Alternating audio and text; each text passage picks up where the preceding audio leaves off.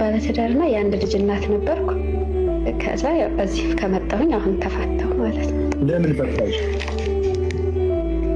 አንዳንድ ጊዜ ያው ነገሮች አለመገጣጠም ቢሆኑና ርቀት ይመስለኛል ባልሳሳት። እኔ ሳኡዲ ነኝ፣ እሱ ኢትዮጵያ ነው።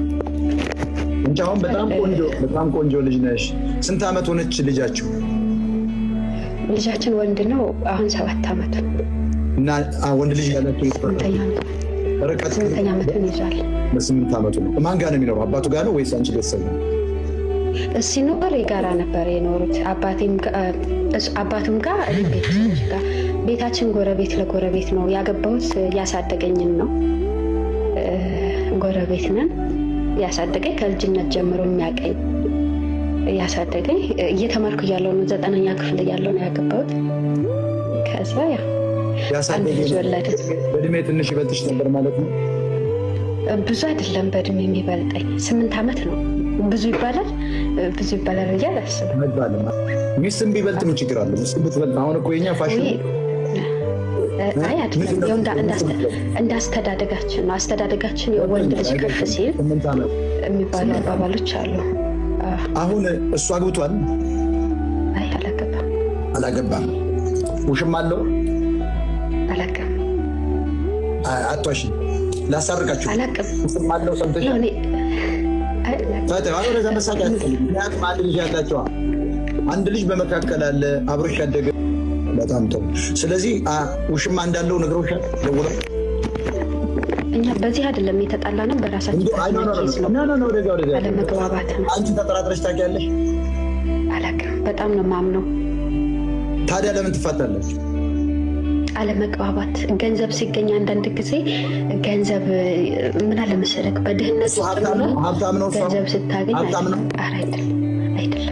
ገንዘብ ሲገኝ ማለት ታዲያ ምንድን ነው? ያኔ እኔ ያለሁት ስደት ነኝ። እኔ አሁኑ ላይ በገቢ እኔ እበልጣለሁ ከሱ። ገብቶሃል? አሁኑ ላይ አማራ ክልል ላይ ያው እንግዲህ መስራትም አይቻልም። የተሰራውም በሰዓቱ የሚሰበሰብበት ወቅት አይደለም። ሸዋንን አጣዬን ካወቅኩ እንግዲህ አጣዬ ብዙ ጊዜ ተደጋጋሚ ክስተት የሚከሰትበት ቦታ ነው። የእኛም ማጀቴ ደግሞ እንደዛው አንድ ጋ ነው።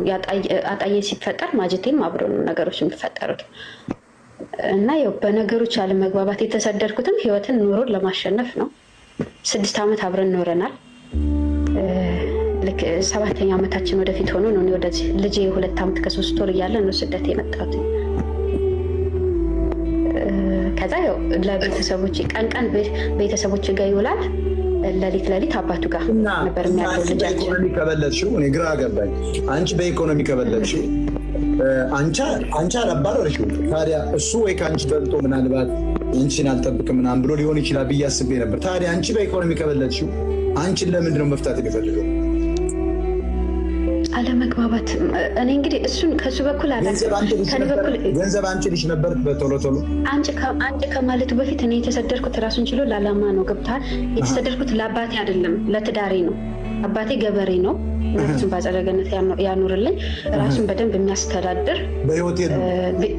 በህይወት የለም። አባቴ 2 ዓመቱ ካረፈ ግን ራሱን ችሎ በደንብ ልጆቹንም ቤቱንም በደንብ የሚያስተዳድር የነበረ አባት ነው የነበረ።